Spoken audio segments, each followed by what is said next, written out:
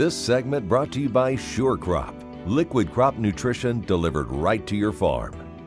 We're back, and now we join Duane Toews as he talks to Lily Edwards-Callaway with Colorado State University.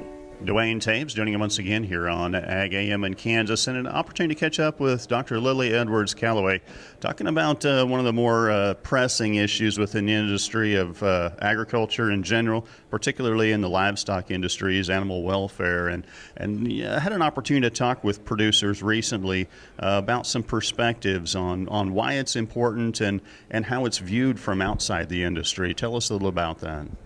Okay, so thank you for being here. Animal welfare, I think, is foundational to what we do when we raise cattle, right? And so I think seeing the audience today, I asked the question, what does animal welfare mean to you? And I heard quality of life, humane treatment, making sure we care for the animals to the best of our ability. And so I think it's foundational to what we do. And I just shared the kind of more science side to it.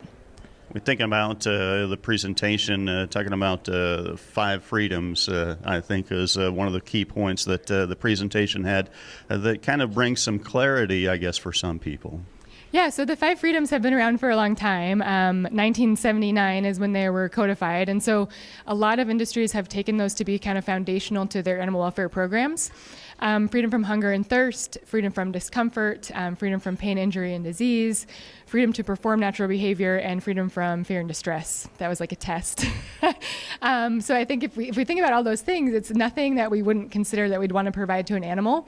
And so I think just, food for thought, it's a way to kind of think about maybe a little more formally some of the practices that we have. Realities you kind of referenced, and we take it tongue-in-cheek, but a comfortable animal is going to be more productive. There's some myth and misperception, certainly maybe from those outside of agriculture that don't understand that concept. Yeah, so I think when we think about what's included in good animal welfare, performance and growth and reproductive success is certainly a component of that.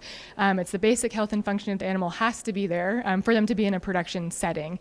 I think the other things that are important that maybe we could focus on a little bit more are affective states. So that would be the mental state of the animal, and natural living, so the ability of the animal to perform natural behaviors.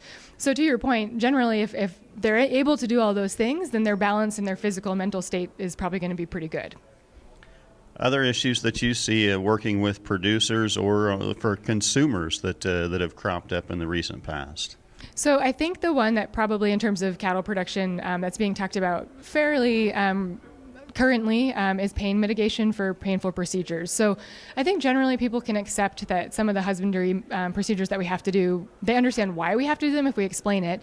But I think they also understand, as we do, that they're painful. And so maybe there's something that we could do to kind of mitigate some of that pain with some of those procedures.